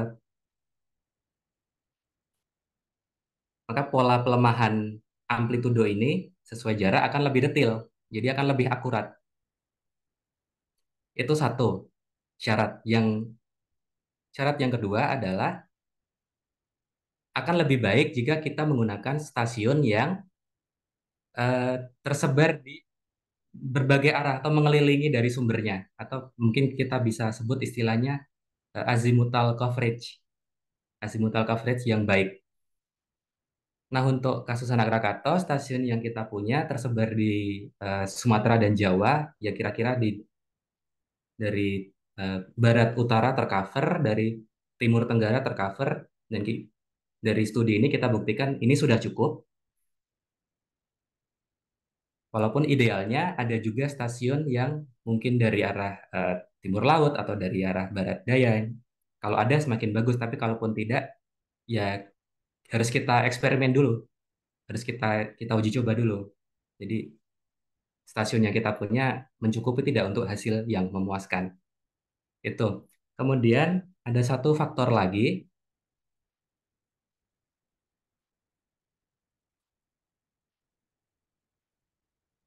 Nah, kami juga sudah mencoba jumlah stasiun yang berbeda, efeknya seperti apa. Jadi untuk gambar yang di atas ini yang sudah kita diskusikan selama presentasi tadi, itu menggunakan stasiun dengan jarak kurang dari 400 km dari anak Krakatau. Sebenarnya kami juga sudah mencoba menggunakan stasiun dengan jarak yang kurang dari 200 km. Nah, sayangnya stasiun yang ada dan tersedia datanya yang merekam sinyal dengan baik waktu itu hanya 3 stasiun. Dan setelah kita coba, ternyata untuk 3 stasiun yang terdekat dengan anak Krakatau, itu eh, nilai B-nya untuk kejadian longsornya itu masih terdeteksi dengan sangat baik. Untuk kejadian erupsi, justru kita lihat malah lebih jelas di sini daripada menggunakan semua stasiun, 13 stasiun tadi. Nah, untuk gempa-gempa yang tidak berasal dari anak Krakatau, seperti sinyal teleseismik, ternyata mereka semakin lemah signature-nya, nilai B-nya di sini. Tapi secara umum bentukannya masih mirip antara menggunakan 13 stasiun atau 3 stasiun saja. Nah, yang hasil yang berbeda drastis adalah nilai C-nya. Dengan menggunakan 3 stasiun, nilai C-nya sulit untuk dibaca. Jadi untuk kita tahu mana sinyal eh, surface wave teleseismik, mana yang erupsi, mana yang gempa teleseismik lemah ini malah tidak terlihat sama sekali. Yang kita bisa lihat hanya sinyal yang memang amplitudonya tinggi, seperti flank collapse atau T-wave teleseismik. Jadi ada tiga faktor utamanya untuk mempertimbangkan stasiun yang mau dipakai, yaitu azimuthal coverage tadi, lalu ada variasi jarak dari sumber, dan jumlah stasiun juga. Jadi semakin tentu saja sama dengan metode yang lain, semakin banyak stasiun semakin baik. Ya, begitu Pak Dimas. Baik, terima kasih Pak. Mungkin selanjutnya Fawaz sebentar. Ya, oh ya. Saya persilakan dulu mungkin Pak Januar Arifin dari BMKG Pusat ya. Beliau sebagai subkoordinator manajemen operasi tsunami ya, yang juga concern mengenai peringatan dini dari flank collapse atau longsor seperti ini. Silakan Bapak. Terima kasih Pak Dimas.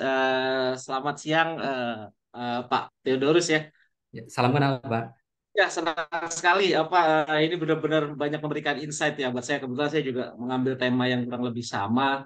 Dan kemarin juga kebetulan saya juga udah dapat papernya tuh dari Mas Tato. Wah, ini senang sekali. Jadi sebenarnya dengan membaca papernya Mas Theodorus ini, saya juga ya sedikit banyak membuka hambatan riset saya ya. Dan ya saya mohon berkenan lah nanti ke depannya saya bisa konsultasi lah lebih lanjut ke Pak Theodorus. Nah, untuk awalnya sedikit ya untuk pengawalan lah, saya ada beberapa pertanyaan yang memang selama ini cukup cukup eh, krusial atau penting bagi saya terkait terkait deteksi signature dari landslide atau flank collapse dari Krakatau 2018 ini. Yang pertama kaitannya dengan frekuensi ya. Tadi bagus sekali tadi saya lihat itu kalau nggak salah pencariannya itu di range 0,02 sampai 1 Hz ya.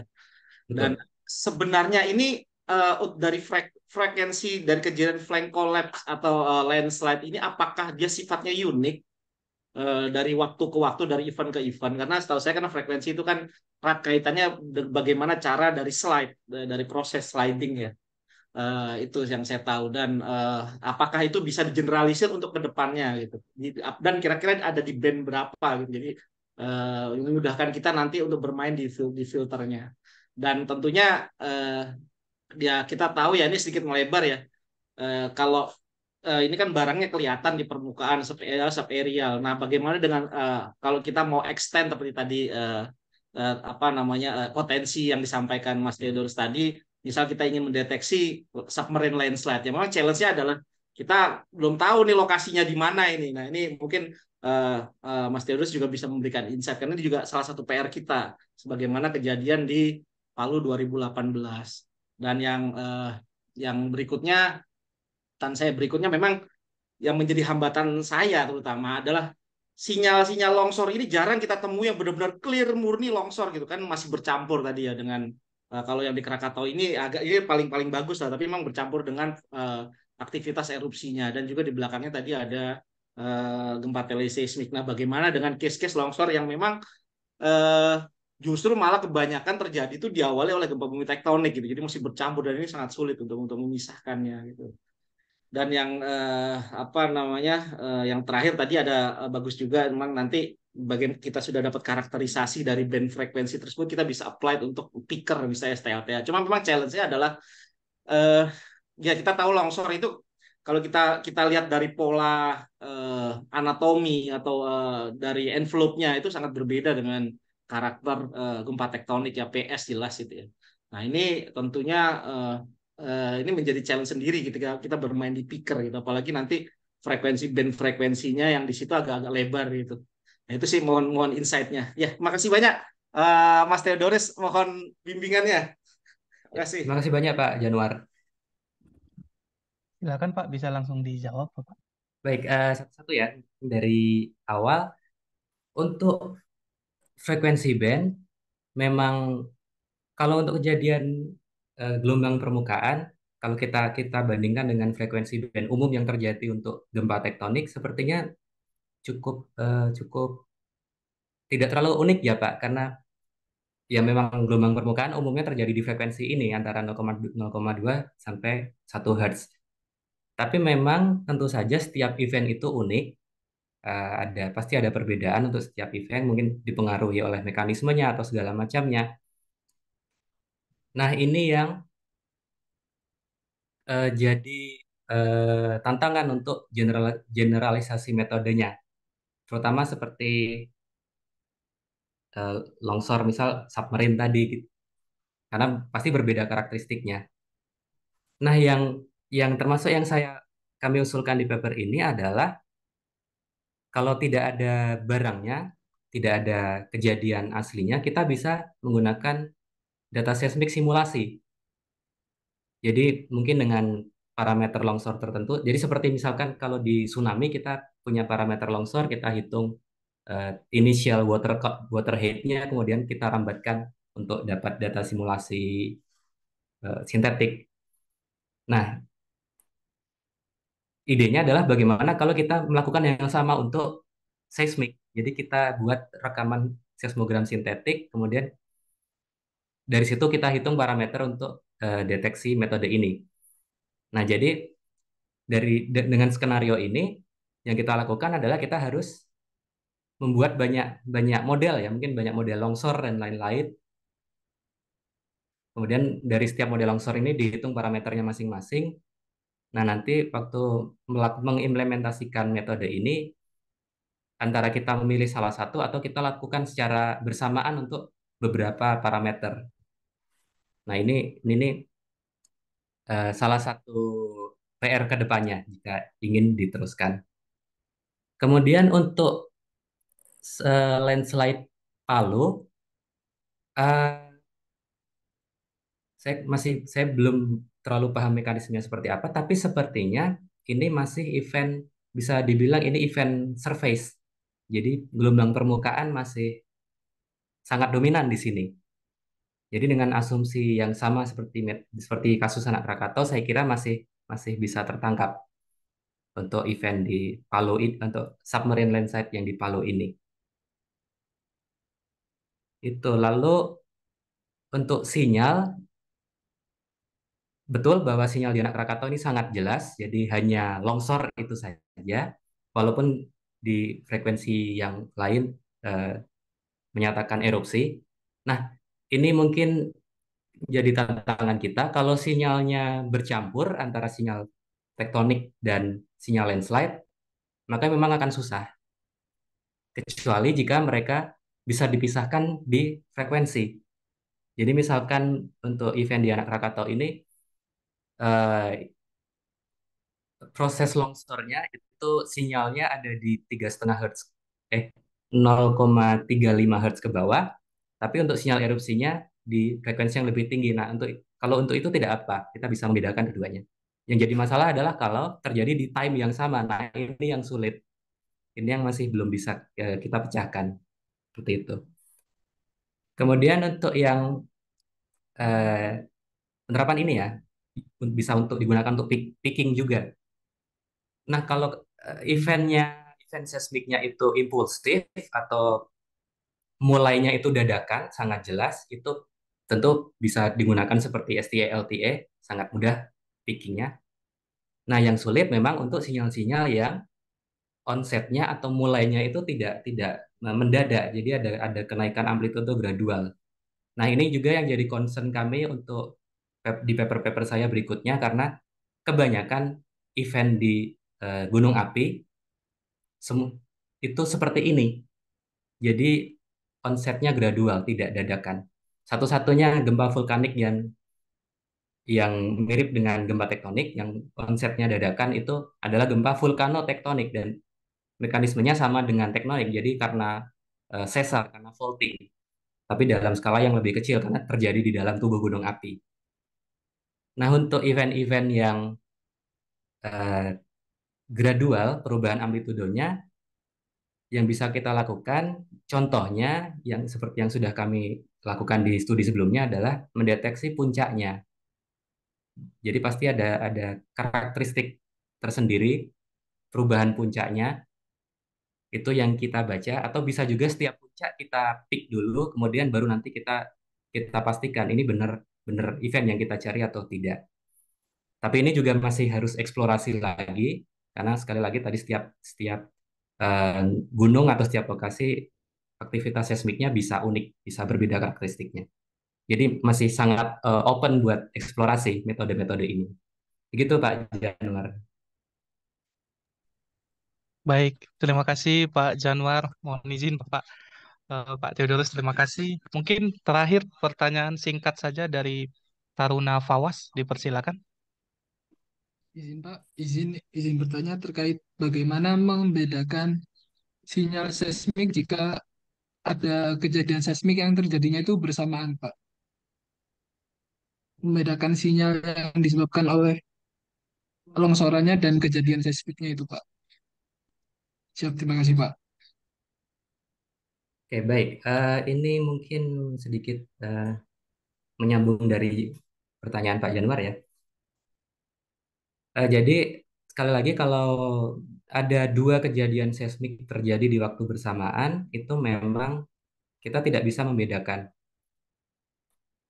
Apalagi kalau kalau frekuensinya mirip. Nah ini eh, kelemahan metode ini dan mungkin juga kelemahan banyak metode untuk membedakan untuk deteksi seismik ini.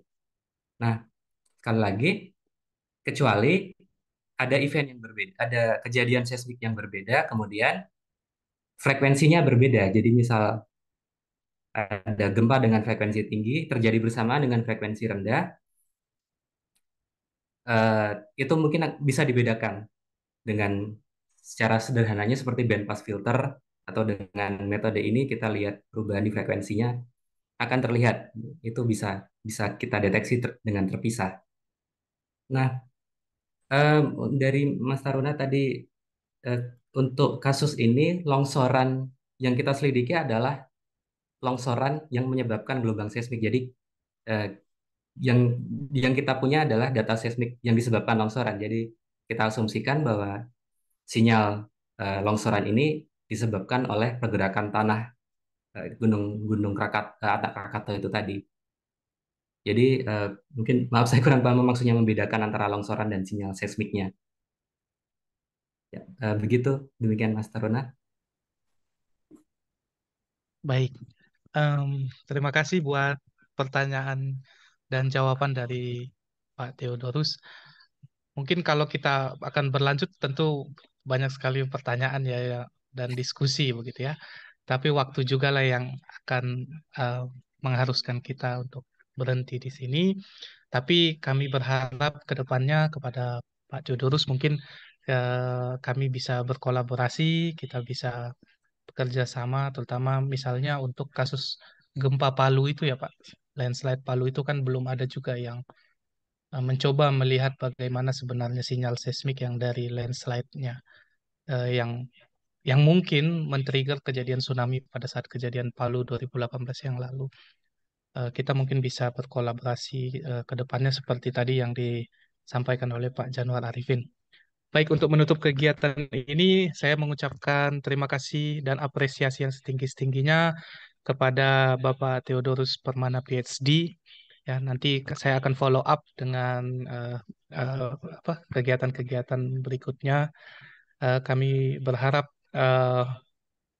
Pak Theodorus bisa berkolaborasi, bekerjasama, terutama dengan teman-teman di STMKG dan BMKG. Dan terima kasih banyak buat waktunya, buat kesempatannya. Em, oh ya, tadi ada komen paper tsunami Palu. Oke. Oh, terima kasih banyak papernya. Ya, itu. Terima kasih buat referensinya dan diskusi-diskusinya. Sangat menarik dan membuka pemikiran kami, membuka insight bagi kami. Kami belajar banyak pada kegiatan pada pagi hari ini. Baik, mungkin itu saja kegiatan kita hari ini. Kami juga memohon izin kepada Pak Theodorus. Nanti ini rekamannya akan kami upload Pak ke YouTube kami. Jadi di YouTube kami ada Geofisika STMKG itu semua kegiatan webinar itu kami upload. Jadi nanti teman-teman yang mau belajar ulang itu bisa tinggal playback aja videonya di YouTube gitu. Mohon izin kami mohon concernnya ya Pak untuk diupload. Silakan. Baik, terima kasih. Mungkin itu saja kegiatan kita hari ini. Kita mendapatkan presentasi yang sangat menarik dan semoga kegiatan ini bermanfaat buat kita semua. Selamat siang dan waalaikumsalam warahmatullahi wabarakatuh. Sampai jumpa di kesempatan berikutnya. Terima kasih. Terima kasih semuanya. Waalaikumsalam Terima kasih, warahmatullahi Pak.